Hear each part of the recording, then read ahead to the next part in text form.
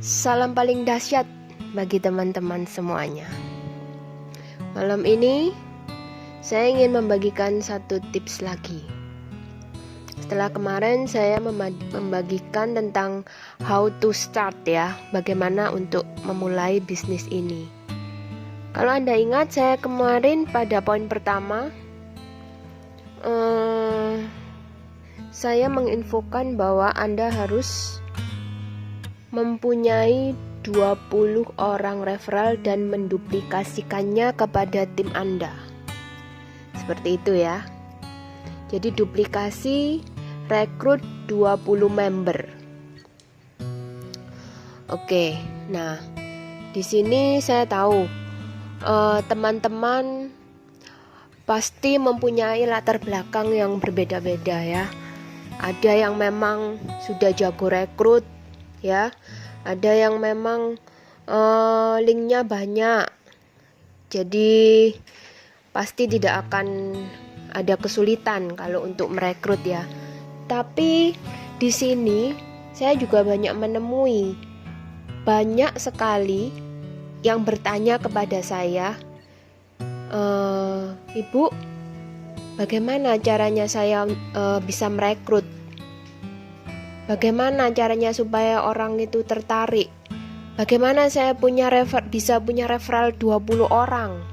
Sedangkan satu orang aja susah sekali saya dapatkan. Nah, itu banyak loh yang seperti itu. Jadi gimana ya? Saya merasa materi yang akan saya berikan ini lumayan penting kalau menurut saya ya.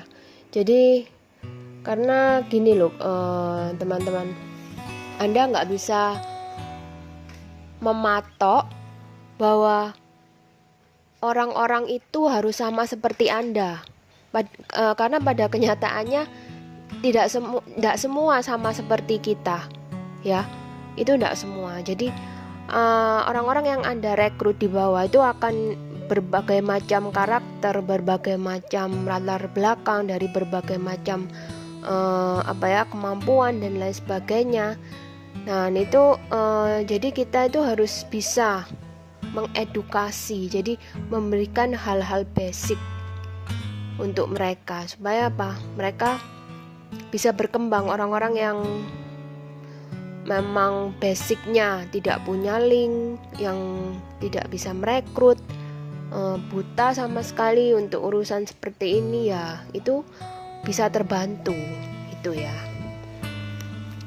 Oke, saya ingin memberikan tips ya, apalagi kalau di zaman corona seperti ini kan kita susah ya mau ngadakan pertemuan, presentasi di luar, itu saya rasa susah. Jadi mau tidak mau ya, kita harus memaksimalkan media sosial.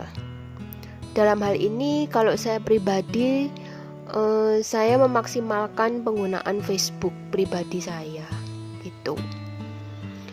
Nah jadi gini, oke, yang awal, yang pertama sebelum kita memakai Facebook, tentunya kita punya keluarga ya. Kita mulai dari lingkar pengaruh yang paling dalam, artinya orang-orang yang pengaruh yang terdekat dengan kita ya, lingkar pengaruh terdalam seperti keluarga, teman baik. Nah itu dulu yang kita dahulukan. Oke, kalau misalnya masih kurang, baru kita masuk ke medsos ya. Tadi saya ngasih contoh Facebook ya.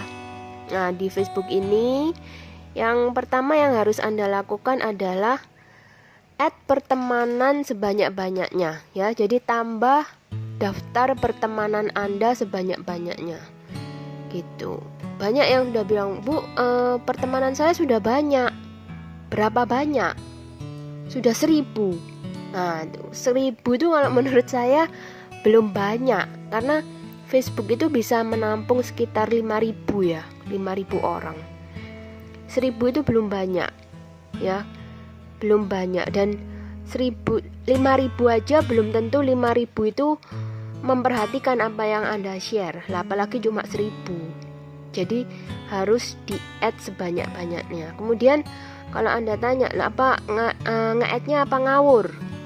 Apa siapa aja di-add? Jangan. Nanti percuma, itu nanti akan membuang-buang kuota. Jadi Anda harus add, Anda harus tambah pertemanan itu yang benar-benar efektif, yang benar-benar itu apa ya, targeting. Jadi sesuai target Anda ya. Kalau saya menganjurkan Anda add pertemanan itu dari usia sekitar ya 30 sampai 50 tahun lah. Itu usia-usia produktif ya. Usia-usia produktif ya, dimana biasanya kalau orang-orang usia segitu itu biasanya udah mulai bekerja kan ya. Jangan juga yang sudah terlalu tua, karena nanti Anda sendiri yang akan kerepotan untuk membinanya. Misalnya Anda nge-add usia 70 tahun. Waduh, Anda lo mau menjelaskan tentang VTube, kita aja kadang saya gaptek ya. Jadi saya di awal ini gaptek, terus jadi saya mempelajari tentang VTube ini pertama-tama ini bingung. Nah, apalagi Anda add orang yang sudah umur 70 tahun. Bayangkan gimana caranya Anda mau menjelaskan itu, kan agak kerepotan. Jadi usia-usia produktif lah yang masih bisa menerima hal-hal baru dengan cepat ya. Ya 30 sampai usia 50 tahun ya. Kemudian saya kasih tips ya, kalau Anda ingin jaringan Anda ini bisa beranak pinak dengan cepat, Anda cari yang job mereka itu. Jadi mereka itu biasanya networker atau agen asuransi. Nah, itu kalau bisa mendapatkan yang seperti itu biasanya akan lebih cepat untuk berkembang, karena mereka punya link. Jadi nggak perlu diajari, mereka sudah punya link, sudah punya daftar network masing-masing kan. Nah, itu akan lebih cepat daripada Anda mencari yang ibu rumah tangga yang masih harus cari teman kesini kesana kesini. Itu ya memang sih tidak menutup kemungkinan dari ibu rumah tangga itu bisa nyambungnya ke network juga. Cuma di sini kan kita kan lebih baik nggak usah gambling ya. Jadi Anda lebih baik cari yang networker. Itu kan banyak, Anda bisa ketik apapun itu nanti akan keluar ya. Misalnya Anda milih MLM apa gitu, ketik aja, nanti Anda pilih, di add aja semuanya itu ya. Jadi yang pilih yang seperti itu. Oke, kemudian Anda yang ketiga harus rajin promo ya. Jadi kalau sudah di add terus Anda ndak promo ya sama aja. Rajin promo. Sehari itu minimal, ini minimal itu 5 kali ya. Sehari 5 kali promo. Terus perhatikan jam-jam yang ini ya, prime time-nya ya. Itu biasanya itu pagi jam 10 ya. Kemudian sore ya, sore sekitar ya jam 3 jam 4. Kemudian malam tuh jam 8. Itu biasanya waktu-waktu prime time ya. Oke, kemudian Anda harus memasang profil picture di Facebook Anda itu, profil picture yang menarik ya. Jangan yang model alay, jangan yang model lagi apa ya, nggak jelas gitu, jangan. Jadi supaya apa? Supaya terlihat itu Anda itu profesional ya. Terlihat profesional, terlihat bisa dipercaya.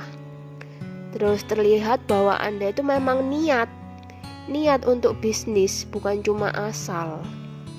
Karena kan ini kan penting sekali ya. Ini karena mereka tidak mengenal Anda loh.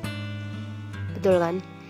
Itu tidak mengenal. Jadi kalau misalnya Anda memasang foto-foto yang gak jelas, kemudian apa ya, jadi itu membuat orang itu belum sudah ilfil. Nah itu. Oke, kemudian status-status yang Anda share itu harus pakai cara copywriting yang menarik ya. Copywriting yang menarik itu misalnya seperti gini, apa ya? Misalnya Anda mau jual apa? Mau jual baju misalnya. Coba bedakan ya. Pertama saya tulis begini. Saya mau jual baju, harganya 35.000. Kemudian yang kedua Anda nulisnya gini. Wow, teman-temanku bilang aku lebih cantik loh hari ini. Pasti karena baju yang aku pakai. Nah, itu hasilnya akan beda. Padahal sama, barangnya sama, harganya juga sama. Tapi pasti orang akan lebih tertarik dengan postingan Anda yang kedua. Nah, itu teknik copywriting, gimana caranya supaya orang itu tertarik ya. Jadi itu seperti itu. Kemudian Anda harus share gambar-gambar yang menarik tentang VTube ya, yang gambar-gambar edukasi, pokoknya yang menarik ya. Kemudian atau foto-foto testimoni peraih peringkat, bronze, silver dan lain sebagainya, itu harus Anda share. Atau testimoni bonus, bukti pencairan bonus. Nah, itu benar-benar itu hal-hal yang bagus sekali kalau di-share, karena itu real. Dan akan lebih bagus lagi kalau itu adalah testimoni pribadi Anda. Tapi memang kalau memang belum ada, ya Anda bisa memakai testimoni upline. Tidak masalah. Untuk awal-awal ini tidak masalah ya. Kemudian Anda dilarang keras untuk share status galau, status negatif, atau marah-marah di Facebook. Wah, itu sangat dilarang ya. Karena orang itu akan menilai, waduh kok begini ya, waduh orang ini kok begini, kalau aku ikut dia gimana. Jadi itu mereka itu menilai, biarpun mereka tidak komen, tapi mereka itu melihat. Jadi itu status galau Anda, misalnya